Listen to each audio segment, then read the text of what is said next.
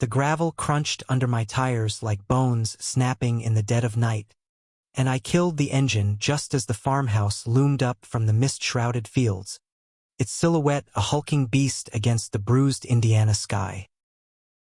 "Kyle, you came," Jack's voice rasped from the porch shadows. "Not my buddies."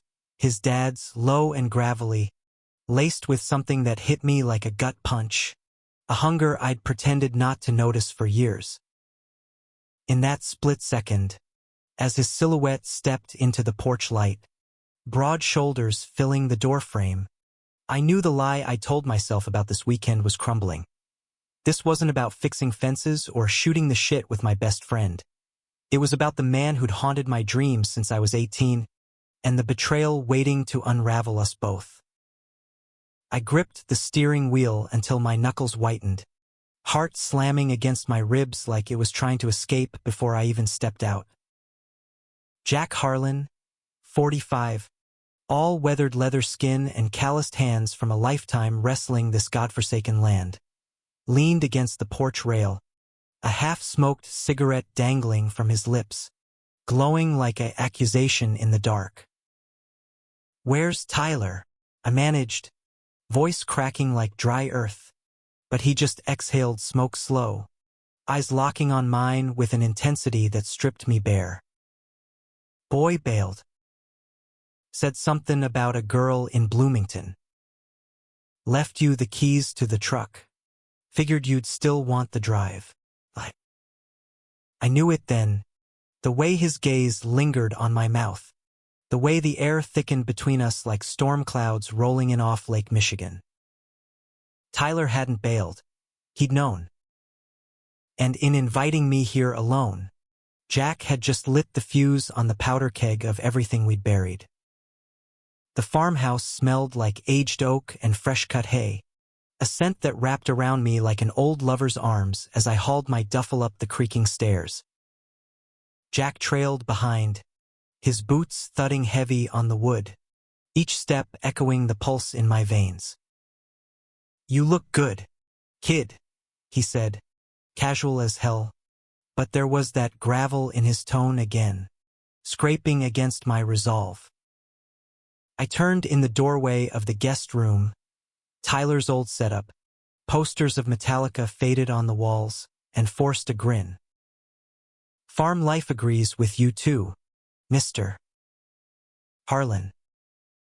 Still wrangling those cows like a pro," he chuckled, low and rumbling, stepping too close, his flannel brushing my arm. The heat off him was electric, forbidden, the kind that made my skin prickle and my mind scream run. But I didn't.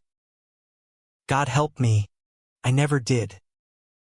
That first night, we circled each other like wolves in the dim kitchen light. Dinner was simple: venison stew from last fall's hunt, cornbread cracked open with butter pooling like sin. Jack poured bourbon neat, the amber liquid glinting in jelly jars, and we talked about everything and nothing. The drought choking the cornfields, Tyler's latest fuck-up at Purdue, the way the Harlan land had been in the family since the railroads carved up the Midwest. But his eyes, storm gray, flecked with gold like the fields at harvest, kept drifting to me, tracing the line of my throat when I swallowed, the flex of my forearm as I gripped the jar.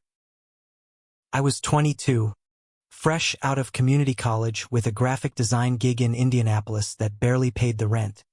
But under that gaze, I felt exposed, raw, like he could see the sketches I'd hidden in my laptop, him, shirtless in the barn, sweat tracing the ridges of his abs. "You ever think about staying?" he asked out of nowhere, leaning back in his chair, legs sprawled wide under the table. His knee brushed mine. Accidental, maybe, and I froze, heat flooding south. "Staying where?" "Here." I laughed it off, but it came out strangled. "Nah, man. City's got me hooked. Lights, noise. Freedom, freedom. The word hung there, heavy as the humidity clinging to the windows. Jack's jaw tightened, and he stubbed out his cigarette in a chipped ashtray shaped like a tractor wheel. Freedom's a myth, Kyle. Out here, it's just you and the truth staring back from the mirror. He stood then, clearing plates with a roughness that belied the tremor in his hands, and I watched the play of muscles under his shirt, the way his jeans hugged his hips. Christ, I was in trouble. Sleep evaded me that night, the guest bed lumpy with horsehair stuffing, sheets threadbare from years of use. Moonlight sliced through the curtains like a blade, and I lay there, staring at the ceiling beams etched with Tyler's childhood carvings, stick figures of him and Jack fishing the Wabash. Tyler, my best friend since high school, the golden boy who dragged me into his world of bonfires and backroad beers, oblivious to the way I'd stolen glances at his dad during those endless summers. Jack, widowed young when Mrs. Harlan lost her fight with cancer 10 years back, raising Tyler alone on this patch of heaven and hell. He'd never dated, not that I knew. Rumors in town whispered he was particular, but folks chalked it up to grief. Now, alone in this house with him, those whispers clawed at me. What if a floorboard groaned outside my door, and I sat up, pulse racing? The knob turned slow, and there he was, Jack, in nothing but boxers and a white tank top clinging to his chest, hair tousled like he'd been wrestling demons. "Can't sleep?" he murmured, voice thick with whatever bourbon lingered in his blood. I shook my head, throat dry. "Nightmares?" He stepped in, closing the door soft behind him, and the room shrank, air-charged like before a tornado. "About what?" I whispered, but he was already at the bed's edge, thigh brushing my knee under the sheet. "The usual. Losin' this place.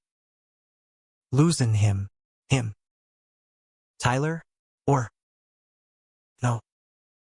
His hand landed on my shin, heavy, grounding. "You're a good kid, Kyle. Too good for the shit Tyler pulls. Too good for." He trailed off, eyes darkening as they met mine, and in that beat, the world tilted. I don't know who moved first.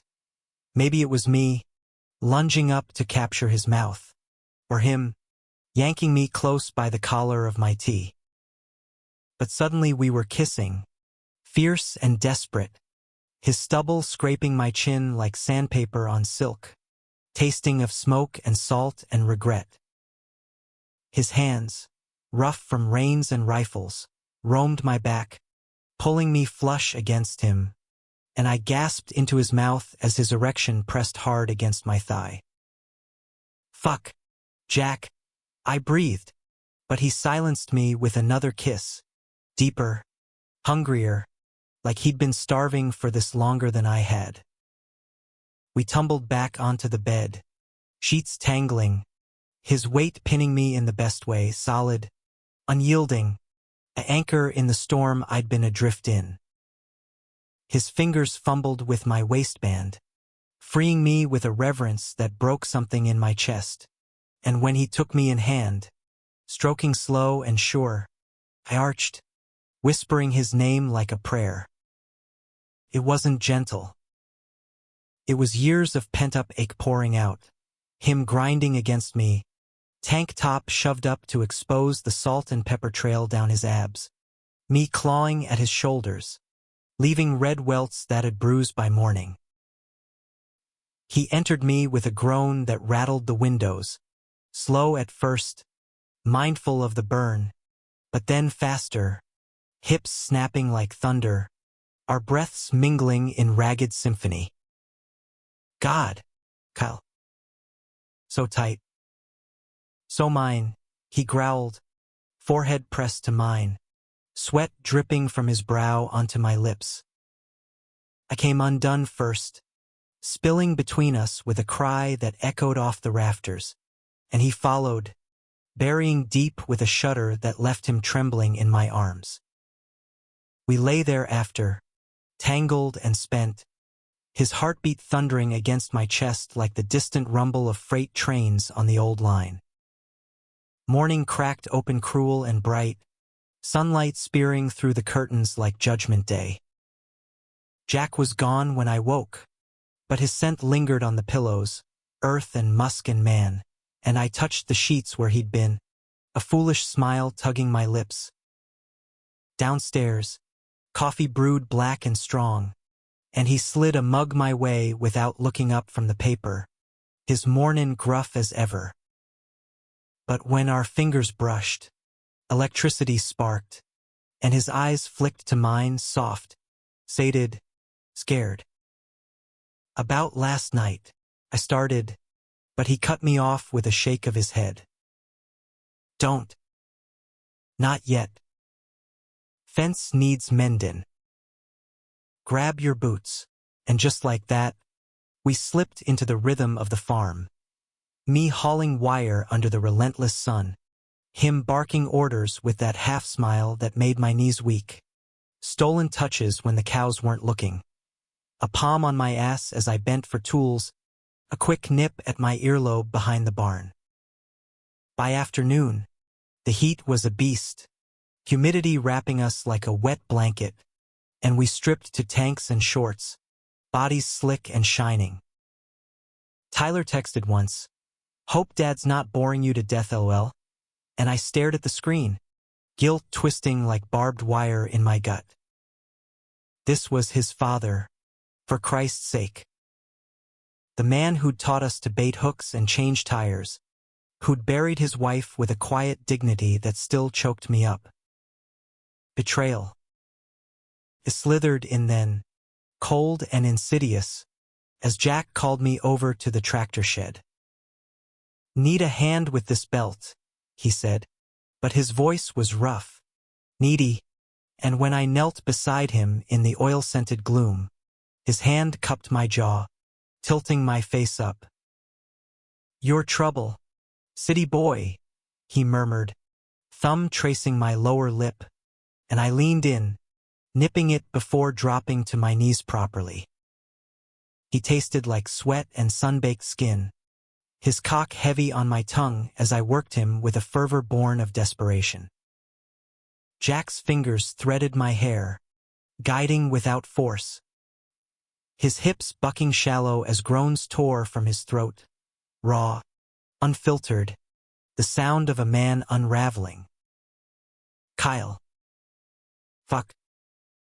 Yes, he came with a curse, hot and bitter down my throat, and I swallowed every drop, rising to claim his mouth in a kiss that tasted of us both. He pulled me close after, forehead to forehead, breath mingling. "This can't. We can't." But his arms tightened, belying the words, and for a moment, in that dusty shed, the world was just us. Two souls colliding in the heartland, defying gravity and God and everything in between. As dusk painted the sky in bruised purples, we sat on the porch swing, beers sweating in our hands, fireflies winking like conspirators in the yard. Jack's arm draped casual over my shoulders, thumb stroking lazy circles on my neck, and I leaned into him, head on his chest, listening to the steady thump that felt like home. "Tell me about her," I said soft, meaning his wife, and he sighed, long and weary. "Ellen was light," Kyle laughed like wind chimes in a gale. "Cancer took her quick, didn't even get to say goodbye proper." His voice cracked, and I tilted up, kissing the salt from his cheek. "You're light too, you know." For me, he looked at me then, really looked, eyes shimmering with something fierce and fragile. "Don't say that. You'll break me," but he kissed me anyway, slow and deep, The kind of kiss that promised tomorrows even as the stars wheeled overhead. Indifferent. That night, we made love in his bed, his real bed, the one with the quilt Ellen had sewn from their wedding flannel. Felt like trespassing, sacred ground, but Jack pulled me down with a tenderness that shattered me, mapping my body with hands that knew loss but still hungered for more. He whispered my name like a litany, Kyle, Kyle, as he moved inside me, unhurried, eyes locked on mine, tears tracking silent down his temples. I held him through it, fingers in his hair, legs wrapped tight, and when we crested together, it was quiet, profound, a communion that bound us deeper than flesh. Afterward, he traced the freckles on my shoulder, voice muffled against my skin. Stay. Just one more day. I nodded, throat tight, but in the dark, doubt crept in like fog off the fields. Tyler's text unread, the world outside waiting to crash in. Sunday dawned sticky and still, the kind of Midwest heat that pressed down like a judgment. But Jack was up before the roosters, whistling some old Johnny Cash tune as he fried eggs in the cast-iron skillet. I watched from the doorway, towel slung low on my hips after a cold shower that did nothing to douse the fire he'd lit in me. Smells like heaven, I said, sliding up behind him, arms around his waist, chin on his shoulder. He leaned back into me, solid and warm, flipping the eggs with a flick that spoke of muscle memory. Heaven's overrated. This is better. His free hand covered mine, squeezing, and for a heartbeat, it was perfect, domestic, stolen, ours. We ate on the back porch, feet tangled under the table, talking dreams like we had lifetimes instead of hours. What if I sold some acreage? He mused, forking into his plate. Moved the operation smaller, got a place in town. You could. I don't know. Design logos for the co-op or something. His cheeks flushed under the stubble, boyish almost, and I laughed, heart swelling. You, asking me to play house in Harlanville? Bold move, cowboy, but the idea took root, fertile as the black soil beyond the fence. A life here, with him, trading city lights for starlit nights and hands that fit just right. Tyler could visit. Oblivious or not, we'd figure it. Betrayal be damned. This felt like salvation. The illusion shattered mid-morning, when my phone buzzed insistent on the kitchen counter. Tyler. 3 missed calls. A string of texts escalating from "Dude, where you at?" to "Dad's being weird AF. Call me now. My stomach plummeted, and Jack glanced over from the sink, suds up to his elbows. Everything good? Casual, but his eyes sharpened, reading the panic on my face. I nodded too quick, pocketing the phone. Yeah, just work stuff. Indianapolis calling. Like the first of many, and it tasted like ash. We headed out to the South 40 after, haying the upper field on the old John Deere, me driving while he forked bales onto the wagon. The engine's rumble vibrated through us, wind whipping our shirts, and every glance stolen across the machinery was a spark. His wink when I gunned it too fast, my foot nudging his under the pretense of shifting gears. By noon, we were drenched, collapsing in the shade of the ancient oak that marked the property line. Jack pulled a thermos of lemonade from the cooler, tart and sweet. Ellen's recipe, he'd said last night, and we passed it back, throats working, eyes devouring. You're staring, I teased, wiping my mouth with the back of my hand. He grinned, wolfish, crawling over on all fours until he loomed above me, grass staining his knees. Can't help it. You're a sight, Kyle. All flushed and filthy. His mouth crashed down then, lemonade sweet, hands pinning my wrists above my head as he ground against me, hard and insistent. I bucked up, moaning into the kiss. The risk of it, open field, anyone driving by on the county road, only fueling the fire. Here, I gasped, but he was already yanking my shorts down, freeing himself with practiced ease. Right fucking here, he growled, and entered me slick with spit and want, the earth cradling us as he thrust deep, relentless, the oak's shadow dappling our skin like blessings. It was quick, feral, him biting my shoulder to muffle his release, me spilling onto the grass with his name on my lips, a prayer to whatever gods overlooked this patch of Indiana. We lay panting after, his head on my chest, fingers tracing lazy patterns on my hip. I love this, he murmured, voice raw. You. Feels like breathin' after drownin'. My chest ached. Love the word unspoken but thrumming between us. And I kissed his temple, tasting salt. Me too, Jack. More than you know. But the phone buzzed again in my pocket, discarded nearby, and this time I couldn't ignore it. Tyler's voice exploded through the speaker when I answered. Kyle? What the fuck? Man, Dad's not answering. And Ma's old friend from church called saying, she saw your car at the house. You there alone with him? After everything. The word detonated, fragments embedding deep. Tyler's suspicions, the ones I dismissed as paranoia, Jack's particular ways, the late-night solitude folks whispered about, the way Tyler had always pulled me away from his dad a beat too quick. Ty, chill, it's nothing. Just helping with chores. But Tyler's laugh was bitter, jagged. Bullshit. I know you, Kyle. And I know him. He's not right in the head since Mom. Don't make me regret trusting you with the place. Click. Silence roared louder than the cicadas, and Jack sat up, face paling as he pieced it together. What did he say? Quiet, resigned.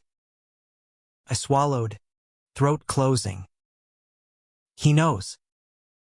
Or thinks. Something.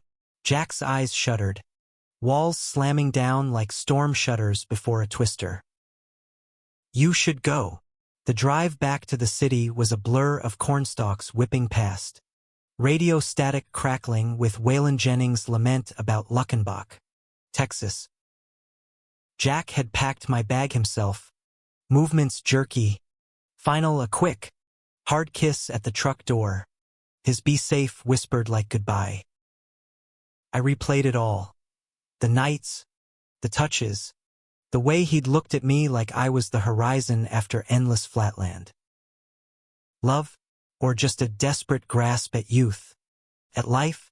My apartment in Indy hit like a slap, neon buzzing from the corner bar, neighbors blasting hip-hop through thin walls, the anonymity that had once felt like freedom now hollow as a gutted fish. Tyler called again that night, voice slurred with beer. Get out of there, man. He's got issues. After Mom, he hooked up with this guy from the feed store. One time, fucked everything up. Don't be that idiot. Betrayal layered thick now, Tyler's for hiding it, Jack's for not warning me, mine for diving headfirst into the flames. But beneath the hurt, the ember glowed, that connection, raw and real, the kind that reshaped you. I texted Jack once, fingers trembling, missed the fields already. Hours passed, Then his reply, "Miss you more. Come back when the dust settles." Hope flickered, fragile as the firefly's glow. Weeks blurred into a grind, design gigs stacking up, nights at the Eagle, Indy's leather bar, where anonymous hookups left me emptier than before. Tyler and I patched it awkward, beers at our old haunt, him avoiding Jack's name like a curse. "He's fine. Just stay away." Yeah. But the pull was magnetic, north to south, and one rainy Friday, I caved, drove the 2 hours north, wipers slapping rhythm against the downpour, heart in my throat. The farmhouse lights glowed welcoming through the sheets of rain, and Jack met me at the door, soaked through, pulling me inside without a word, mouth on mine like he'd been counting minutes. We didn't make it upstairs. Kitchen floor, cold linoleum biting into my back as he stripped us frantic, rain drumming the roof like applause. "Needed this," he gasped, sliding into me with a possessiveness that bordered on pain, hips pistoning as thunder rolled. I clung to him, nails digging crescents into his back, whispering nonsense. "Love you, stay, don't let go." And he echoed it back, broken and beautiful, coming with a shout that drowned the storm. Afterward, wrapped in a quilt on the couch, his fingers in my hair, he confessed it all. The grief-fueled fling years back, the shame that locked him away, the way seeing me grow into myself had cracked him open. "You're the first real thing since her, Kyle. Don't know if that's a gift or a curse." I stayed through the weekend, mending more than fences, talking futures over coffee, making love slow under the quilt, even calling Tyler together on speaker, Jack's voice steady. "Son, we need to talk. About me. About us." Tyler's stunned silence stretched, then cracked. "Dad? What the hell?" But there was no rage.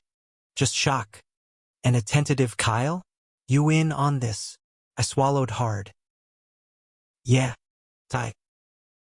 I'm sorry. But it's real." The line went quiet. Then Tyler sighed, world-weary. "Fuck.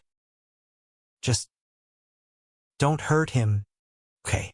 Or I'll kick both your asses." Laughter bubbled, releasing the knot in my chest.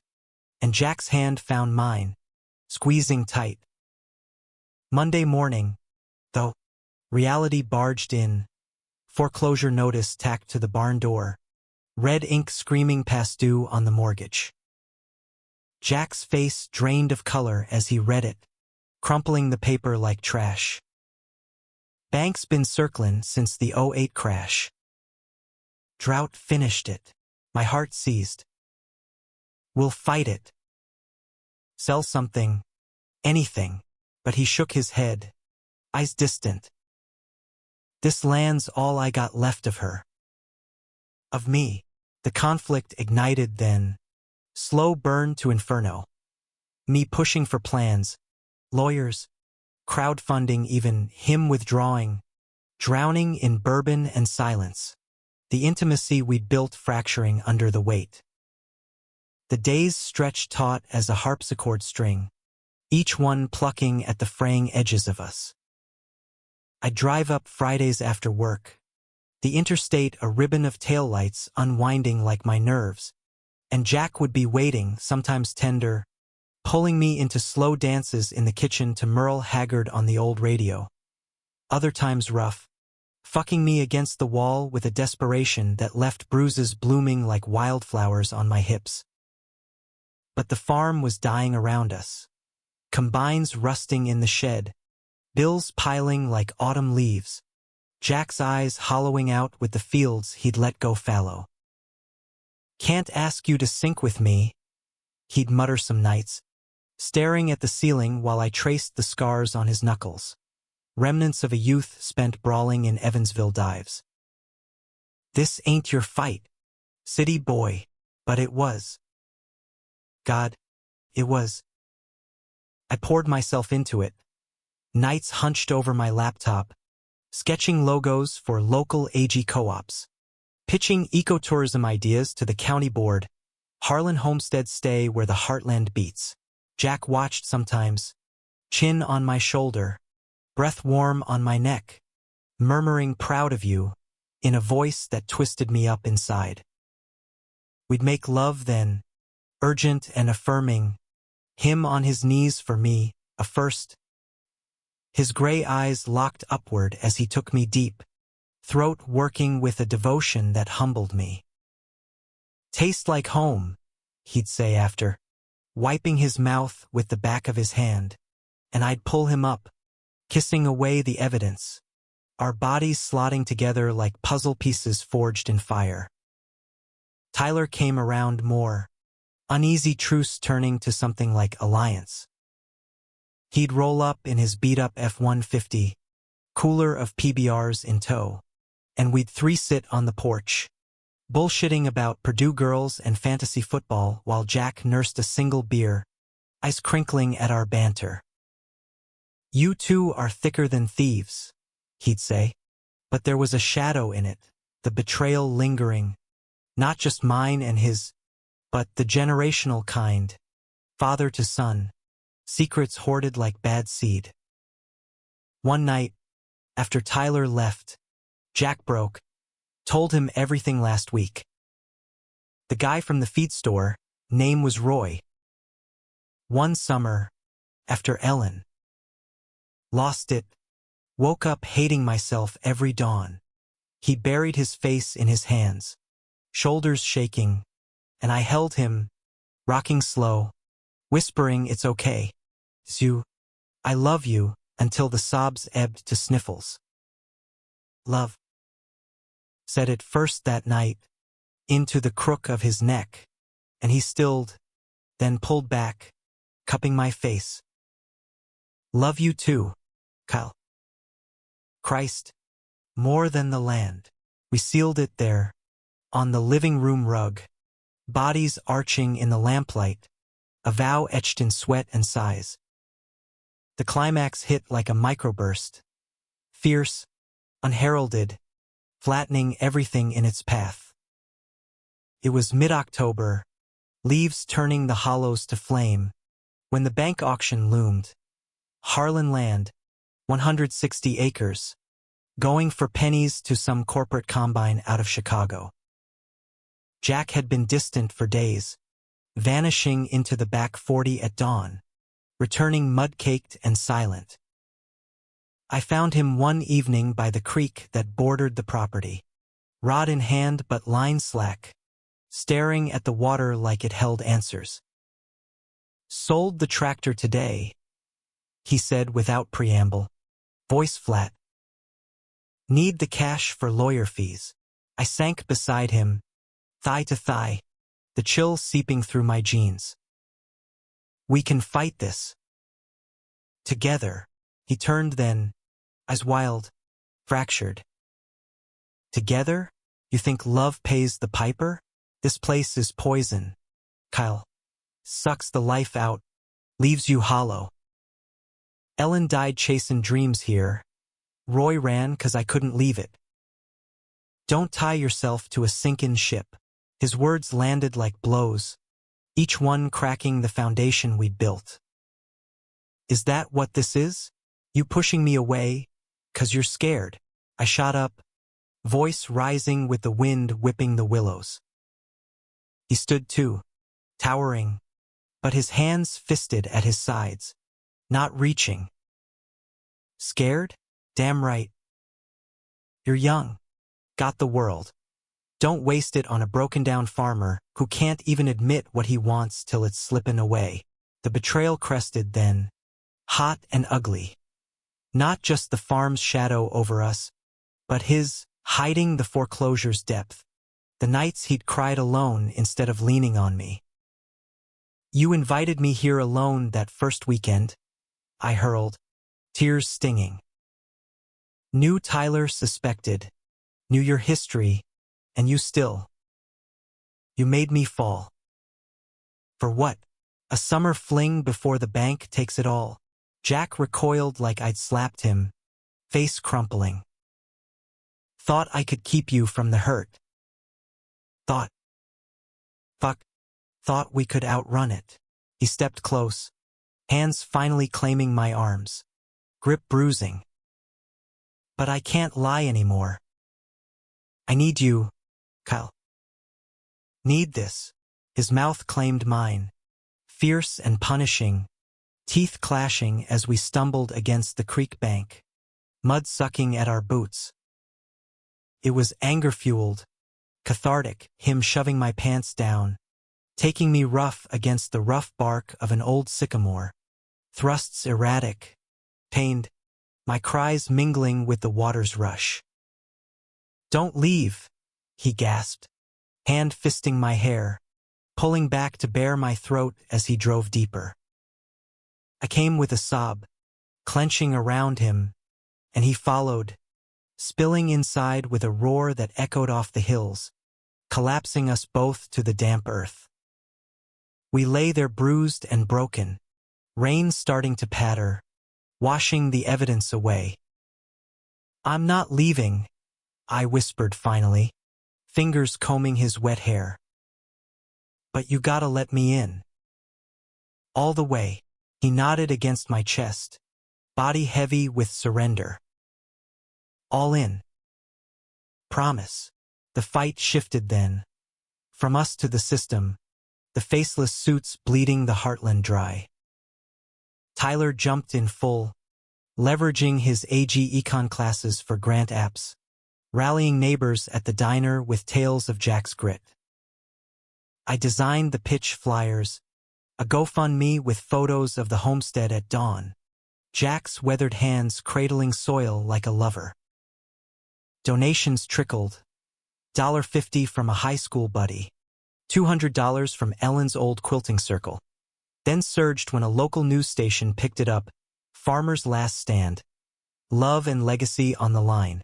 Reporters swarmed, microphones thrust at Jack as he stood tall on the porch, arm around my waist for the cameras, voice steady. This ain't just land. It's roots. And roots hold, come hell or high water. But betrayal's shadow lingered, manifesting in whispers. Townies side-eyeing us at the co-op. An anonymous letter slid under the door. Sodom's sin won't save your soul or your soil. Jack burned it in the wood stove, pulling me close after. Let him talk. You're my truth. We made love that night gentle, exploratory, him learning the map of my body anew, tongue tracing the dip of my spine, fingers curling inside me until I begged, then flipping me to ride him slow, our gazes locked in the candlelight. It was healing, that intimacy, stitching the rips with threads of trust. Auction day dawned crisp, frost silvering the furrows, a crowd gathering in the auctioneer's tent like crows to carrion. Jack and I stood front row, hands clasped hidden behind our backs, Tyler flanking us with a glare for the suits. Bids climbed $100K, $150,000, each number a knife twist. But then a miracle.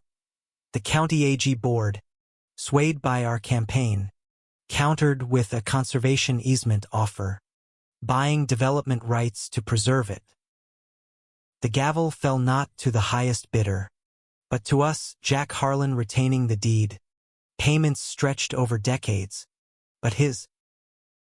The tent erupted, backslaps and whoops, and Jack turned to me, eyes shining, crushing me in a bear hug that lifted me off my feet. We did it, he breathed, kissing me fierce right there. Consequences be damned. The crowd's cheers drowning any murmurs. Winter clamped down hard that year, snow blanketing the fields in hush, turning the farmhouse into a cocoon of crackling fires and shared quilts.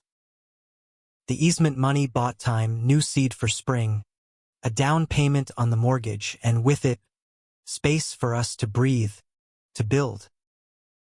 Jack proposed it casual over Christmas breakfast. Ham sizzling in the skillet. Tyler nursing coffee across the table.